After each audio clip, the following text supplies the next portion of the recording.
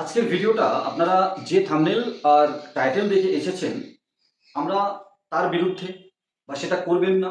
আমরা বা আমাদের থেকে অনেক বড় বড় ইউটিউবার হিন্দি বাংলা মিলিয়ে বলে থাকে, কিন্তু ঠিক আজ তার উল্টো আরবিআই এর রুলস অ্যান্ড রেগুলেশনস অনুযায়ী, ব্যাংকের রুলস অ্যান্ড রেগুলেশনস অনুযায়ী, ইনকাম ট্যাক্স ডিপার্টমেন্টের রুলস অ্যান্ড রেগুলেশনস অনুযায়ী আমরা কিন্তু ভিডিও বানাবো। হ্যাঁ বন্ধুরা, আমরা বলে থাকি অনেক চার্টার্ড অ্যাকাউন্ট থেকে শুরু করে অনেক ভালো ভালো মানুষ বলে থাকে সেভিংস অ্যাকাউন্ট কিন্তু ব্যবসা করার জন্য নয়।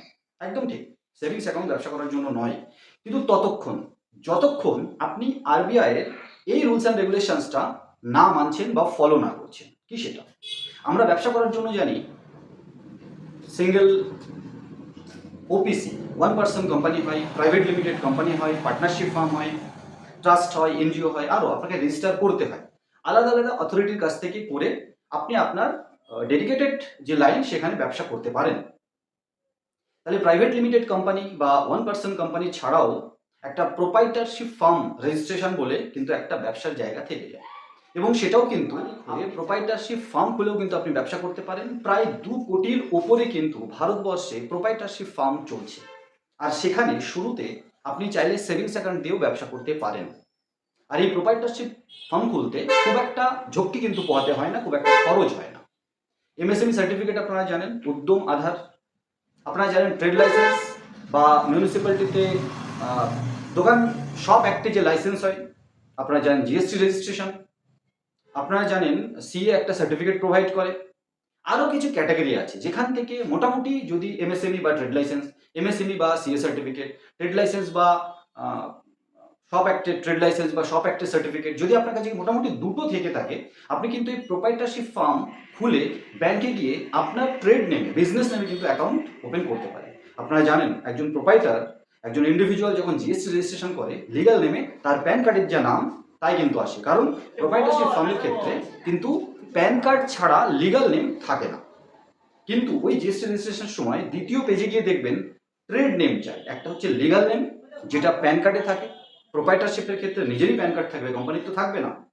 আর শুরুতে আপনি সেভিংস অ্যাকাউন্ট দিয়ে ব্যবসা করেও মোটামুটি 40 লাখ টাকা পর্যন্ত লেনদেন যদি এই প্রসেস ফলো করতে পারেন আপনি, বা করেন, অনেকে করছে, স্টার্ট আপ বলুন, স্মল বিজনেস বলুন, যেটা এমএসএমই সার্টিফিকেটের মাধ্যমে, ট্রেড লাইসেন্সের মাধ্যমে করছে, সেখানে কিন্তু আপনি বিজনেস ট্রানজ্যাকশনও সেভিংস অ্যাকাউন্টে করতে পারেন আরবিআই রুলস অ্যান্ড রেগুলেশনস মেনে, যেহেতু আপনি প্রত্যেক বছর আইটিআর ফাইল করবেন।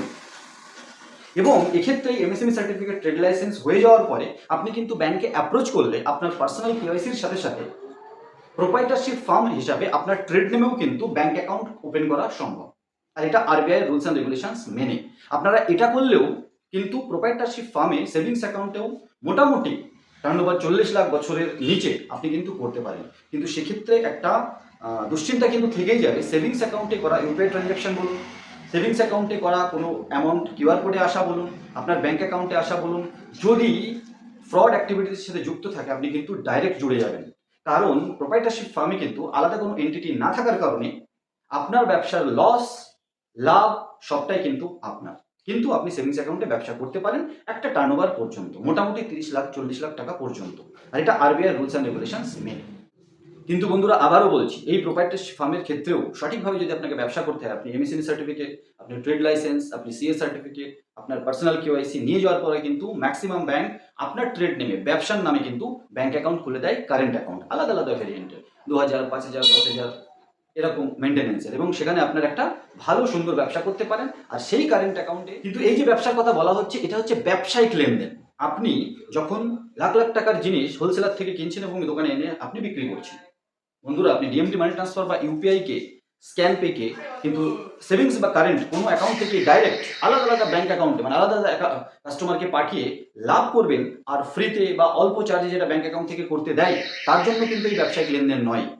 এই ব্যবসায়িক লেনদেনের জন্য কিন্তু আপনার ই ওয়ালেট ছাড়া কোনো উপায় নেই। B portal, B to C portal, যে কোনো একটা ভালো পোর্টালে, রেপুটেড পোর্টালে আপনি কাজ করে এই মানি ট্রান্সফারের যে ব্যবসাটা, স্ক্যান পে বলুন, ইউপিআই দিয়ে বলুন, বা অ্যাকাউন্ট নাম্বারের মাধ্যমে, ডিএমটির মাধ্যমে, ওটা কিন্তু আপনি ই ওয়ালেট থেকেই করবেন, সেভিংস বা কারেন্ট অ্যাকাউন্ট থেকে ডাইরেক্ট করবেন না।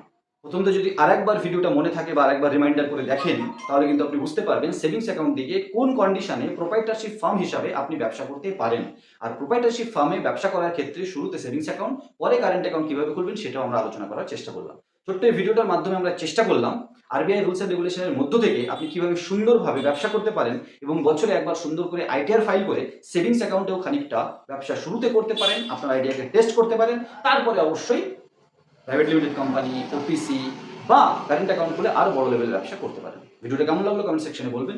নতুন একটা ভিডিও খুব তাড়াতাড়ি, তখন সবাই ভালো থাকুন, সুস্থ থাকুন। আর এই ছোট্ট ভিডিওটা স্কিপ না করে দেখার জন্য অনেক ধন্যবাদ। সাথে থাকুন, কারণ IND tech zone YouTube channel সবসময় আপনাদের সাথে আছে।